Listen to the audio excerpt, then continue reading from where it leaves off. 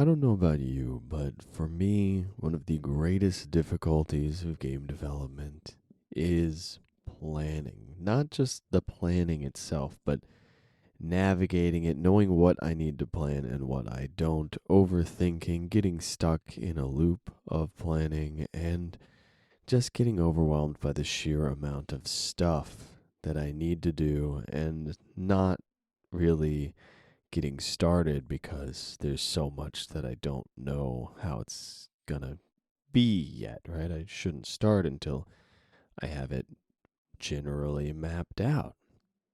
Today, I want to talk through some of these ideas and talk through how deep in the planning process I need to get and what elements of a game I need to have planned before I can start really just diving into prototyping or making the full game.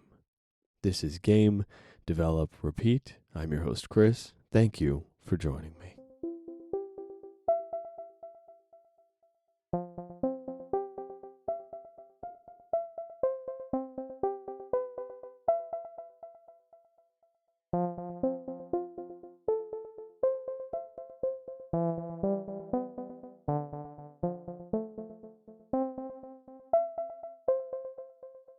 First, let's talk about some games. Whenever I'm playing a game, it feels like a smooth experience. Let me rephrase that. Ideally, when I'm playing a game, the experience is pretty smooth. There are games that I've played where I go, "Oh, something didn't go right."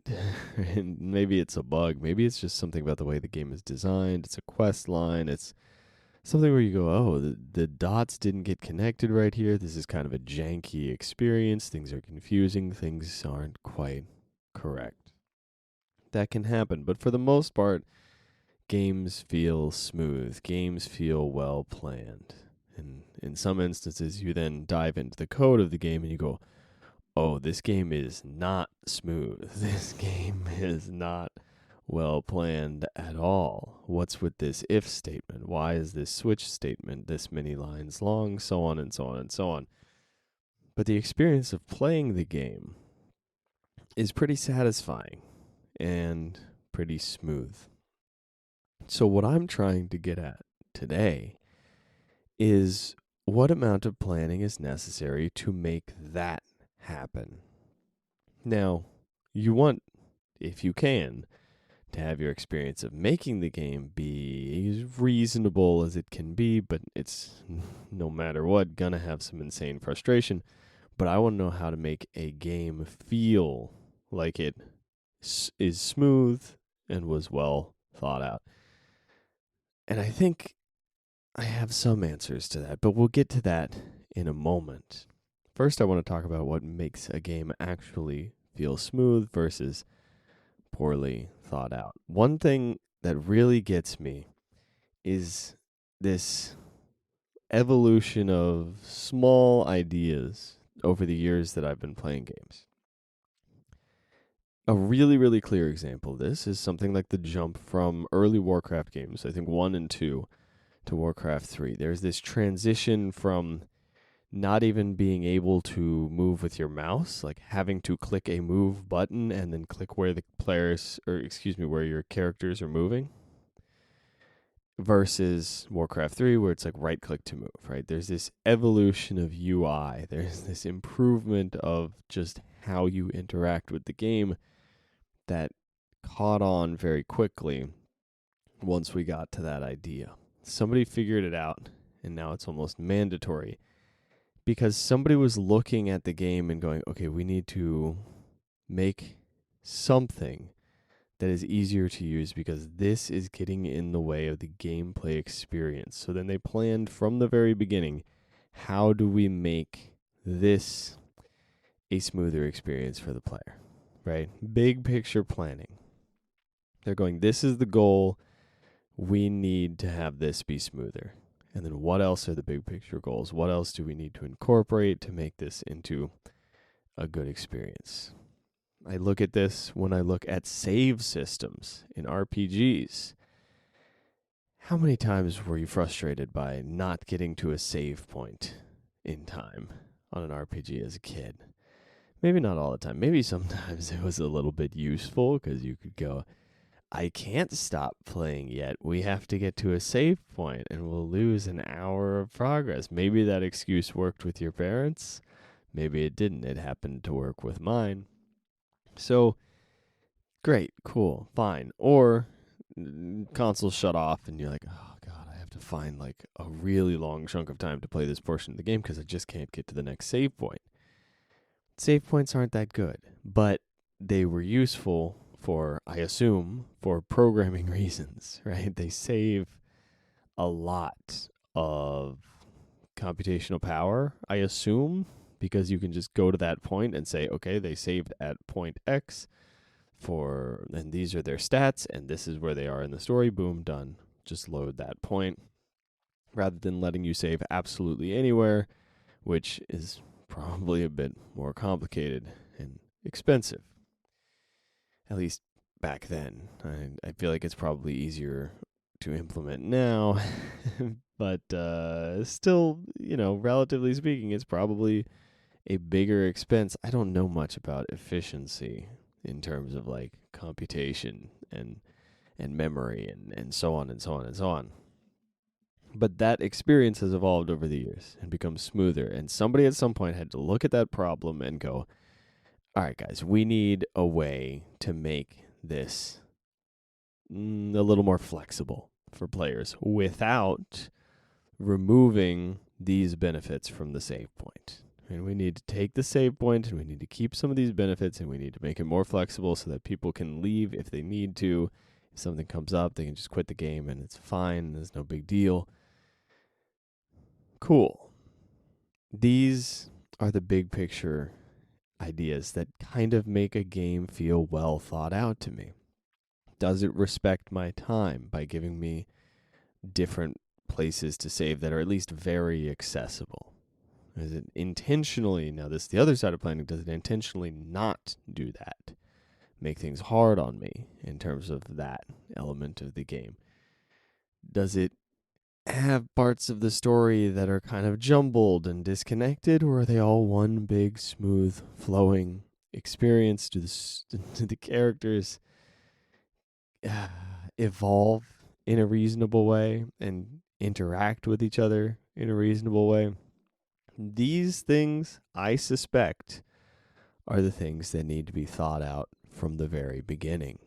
And I want to get into a little bit more detail of exactly what I mean by that right now.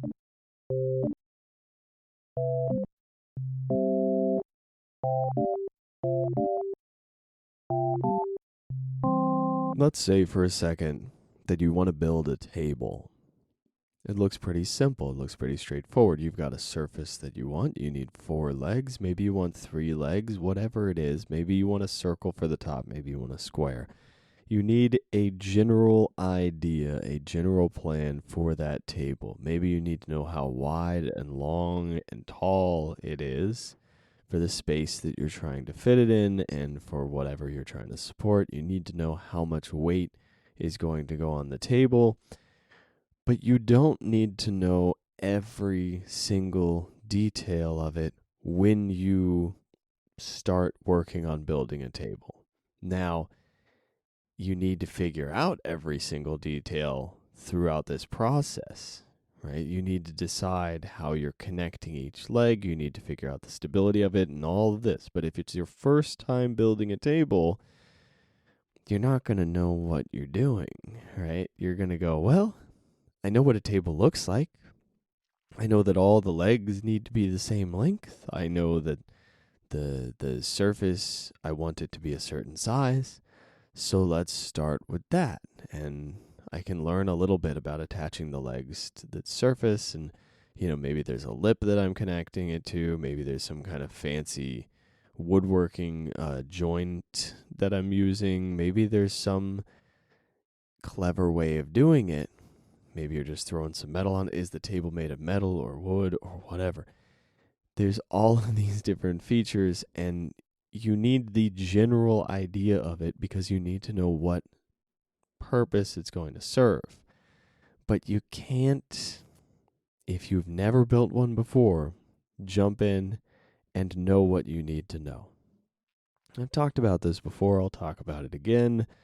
I'll think about it again whenever I'm working on my own projects. It is a huge part of everything that I run into. I want to know every little detail. I want to know exactly how everything is connected to the tiniest detail.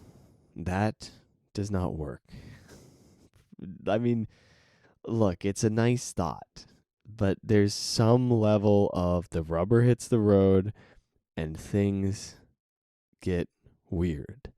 There's something that happens with furniture sometimes, like IKEA furniture or like especially metal stuff, I feel like you'll get okay. Anyway, there's this thing that happens where the screw for something doesn't fit. This happened to me when I got my desk, the desk that I'm using right now, actually, my computer desk.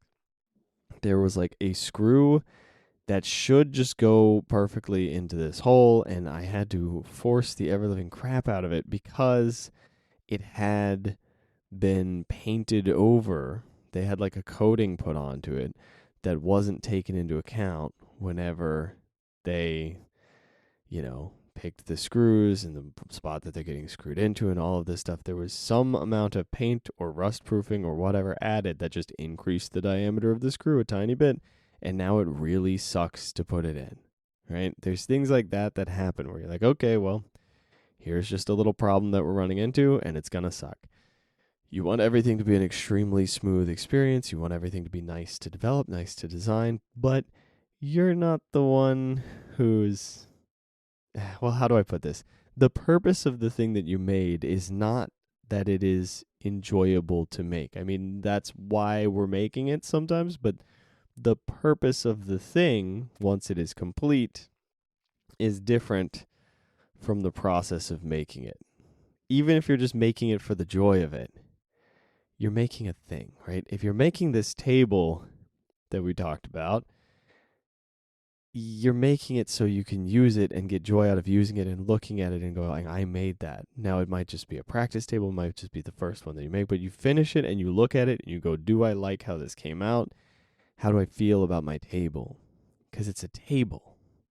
It's not just a process that you went through. And maybe you destroy it at the end of it. Maybe there's a whole Zen level to this, and we reach a different point where we go, you know what, I don't care about the result at all whatsoever. Okay, cool, fine. But generally speaking, there's a purpose to the thing you're creating. Now, what is the purpose to the game that you're creating? Well, it's probably to be entertaining or to communicate some emotional message or to be engaging. I think that's a more accurate way to describe it, by the way. I always say things are like fun or enjoyable or whatever, but I think games are engaging more than anything. Like if I have to describe the entire category. Now, personally, I prefer a entertaining or emotional experience over just an engaging one because scrolling through TikTok all day is engaging. Scrolling through Reddit and RageBait and whatever else is engaging. So games affect me in a different way. And I want them to affect me in a different way rather than just mere engagement. I don't just want to be sucked into something. That is not the only thing that matters about it. The real core goal is something different than just engagement for me. But it could be somebody's main goal. God knows that's the goal of some MMOs, at least in my opinion. Anyway, what's the big picture goal of your game and how do we get there? Is it something where we're trying to, and this doesn't have to be like huge, broad picture. I know I just talked about how it interfaces with people and is it entertaining them? Is it moving them? Is it doing this, that, or the other? You can just glance at that, right? Cool, fine. I want my game to move people emotionally. I want it to be sad. All right, cool, done. That's the end of that conversation. I want it to be sad. This is where I want to go like, oh, but how sad? And how are people going to, nope, whatever. For me, I got to let it go there. I got to go, okay, I want it to kind of be sad. And then I go, okay, how do we get there? And that's where we really find the juice of it, right? How do we get there? Is it narrative? Is it a story that they are connecting to between two characters? Or is it a overarching story about the entire world collapsing? Are they sad on an existential level? Okay, yes, we're going with that, right? Let's just pick the one that appeals more. It's a story about fate and destruction of everything and something crazy big scale. All right, let's assume we're going with that. We can change it later if we want to. Who cares? So we take that and we narrow down. We go, how do we create this feeling of this all encompassing doom and gloom? How do we create this vibe, if you will, this sensation of dread, of hopelessness, of despair? See how much this has evolved already from just like, oh, generally sad to hopelessness and despair. Is it through environment? Is it the visuals? Is it the dialogue, the narration, the writing style, the color choices? This is where we start deciding whether the table is made of wood, metal, if it has holes in it, and what kind of color we put on this table, what size is it? And then we can start figuring out how to put that thing together. Because a game is much weirder and conceptual.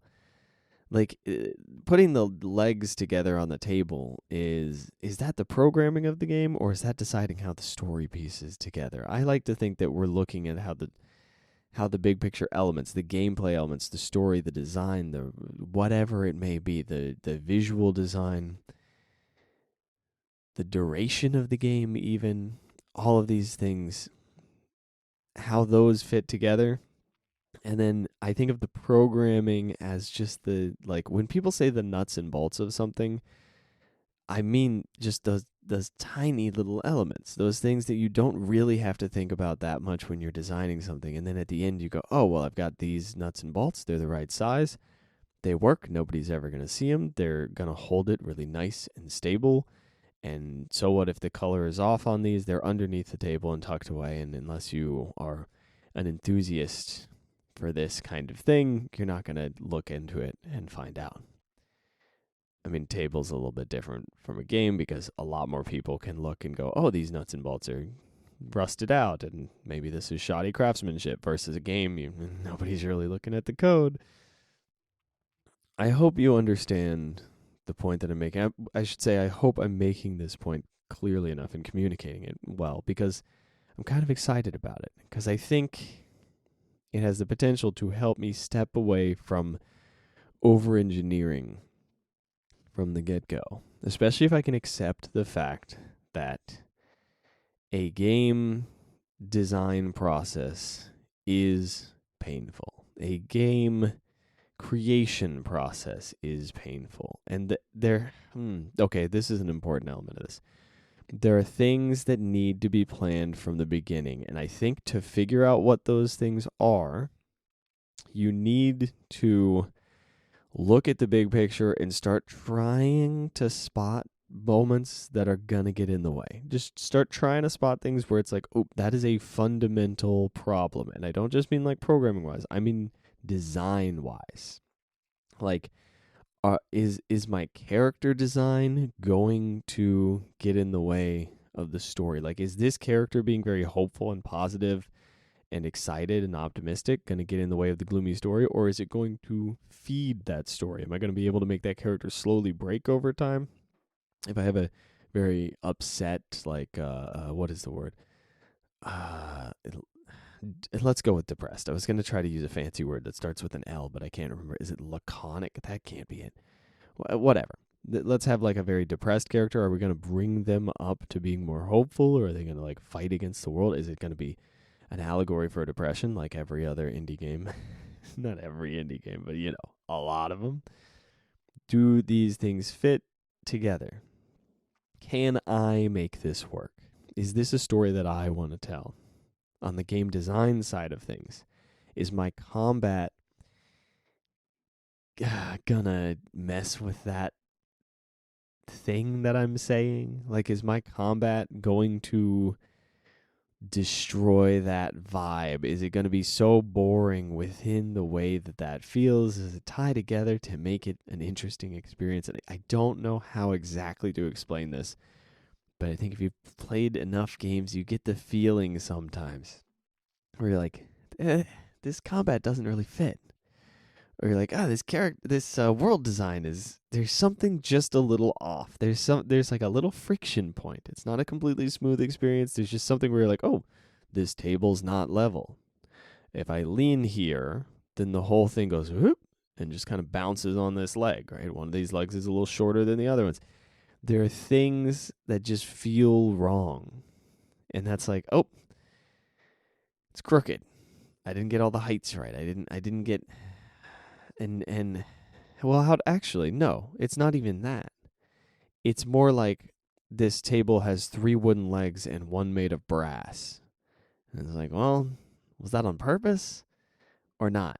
Right? I think if you're going to put something like a brass leg on a table with the other 3 legs being made out of wood, you have to really be doing it intentionally. And that's the kind of big picture stuff I'm talking about. And I know I'm speaking in metaphors, but I think that's the best way that I can communicate this. Oh, I need to give you a development update. I promised you programming progress, and I have programming progress. The next thing I was going to say is it's so important to prototype because then you can start seeing if these things fit together, or at least you can start seeing how to make an individual part of your bigger picture, right? It's like, oh, there's a leg. I made it. How are we going to connect this to a tabletop? How are we going to make 4 of these? How are we going to connect all these different pieces? And I have started playing around with a prototype for some combat for a RPG style thing. I've always wanted to make a turn-based JRPG kind of thing, and I've started programming some stuff there. I have worked on just a very, very basic thing. I have not had that much time to program, but I have a couple of icons. I have responsive input where I can change the color of a icon that's going to be a prompt icon, actually. But right now, what it does is it just changes colors based on what button I hit on an Xbox controller. I have a timer in there to say timer has ended. It's going to change. It's going to become a timer for the prompts. So it's going to prompt you hit this button, and then if you don't hit it within a certain amount of time, then boom, you're in trouble. A little bit inspired by Legend of Dragoon, a little bit inspired by Expedition 33. This has been one of my goals ever since I started anything game development. I just didn't pursue it because I was like, that seems like too much for me right now. Let's make a platformer. And now that I'm where I'm at, as I work on this, I go, oh, I kind of understand signals and connecting things in Godot. There's some clarity here. I can actually put these things together. I have a chance at this point of making something that resembles a turn-based JRPG. I think initially I had no idea. Initially I was like, I don't know how to make an entire cabinet and have all the drawers go in and all of this stuff. This seems like a really hard first project. Let me just make a small table. And now I'm going, okay, I might be able to make a little cabinet. Let me just try making 1 drawer. And so I've started working on that combat. I'm not expecting to have an enormous amount of progress by the end of next week because I am doing another one of the crazy work sprints that happens occasionally where I'm working 12-hour days, which can be a lot. Don't worry, I'm getting well compensated for it. Well, relatively speaking. And yeah, so I'll have a clearer goal set by next week, as promised. But that's where I'm at so far. I've made a little bit of progress on the programming, which is what we wanted, which is nice. Now I just got to get a routine set, and it needs to be a routine that holds up to insane work sprints. And this is going to sound very dumb, but I'm going to tell you it right now. It will probably involve a minimum goal that is so incredibly small that you will look at it and you'll go, really? That's the minimum goal? That's the routine?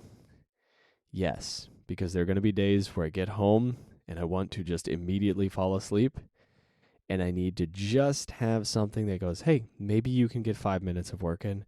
You don't even have to do that, though. That's what I'm aiming for. because then the days where I can get more done, I will. And right now, I'm not even doing that. So a step forward on this one is going to be a pretty small step forward for the moment. But we'll have those details for you in a week.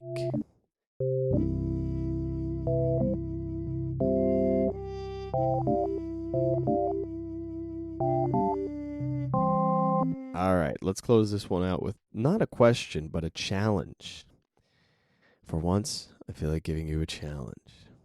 It is make a very small, very simple draft of your table, your game, your little project. Not a huge one. You don't got to go crazy with it. But my challenge to you is, if you haven't, especially if you haven't made something yet, figure out what the big picture elements are that you need. And they can be pretty vague. It's up to you how much you can actually plan.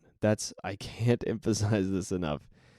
It's up to you how much you can actually plan. If you are not prepared to plan certain elements because you have zero experience with it, congratulations. You've found a spot that you need to jump in and explore, and just make a tiny little mock-up, a little itty-bitty prototype. Don't worry about finishing the game. Explore the thing and go, what do I need to actually look at here to make sure that it doesn't become an absolute nightmare? And then just try it out on a very small scale. Anyway, the challenge is make that little plan. Figure out where those spots are where you go, oh, I don't know anything about this. I should probably play around with it. And the spots where you go, oh, I know exactly what I want this to be. I know exactly the width and the height and the length of this thing that I am designing. And I know the aesthetic, I know the materials that I want to use, I know these elements of the game. And just write it out on a sheet of paper, start playing with it. You might get stuck for a while if you've never done this before, and you might be looking at it and going, ooh, this is a rough one. I don't really know where to start. That's fine. Sit with the paper for a while, put your phone away, like somewhere else, and give yourself some time with it. You'll get there. I had this experience just the other week where I was like, oh man, I haven't done this in a while. I can't figure it out, blah, blah, blah, blah, blah. And I just gave it some time, and then I had like an entire page full of it, like a big page, not just like computer sheet paper, but like a drawing pad page. I had like a whole page of notes, and then I had to cross this out, cross this out, and excuse me, I can't speak today. It's crazy. I don't know why I'm recording a podcast when I don't know how to speak.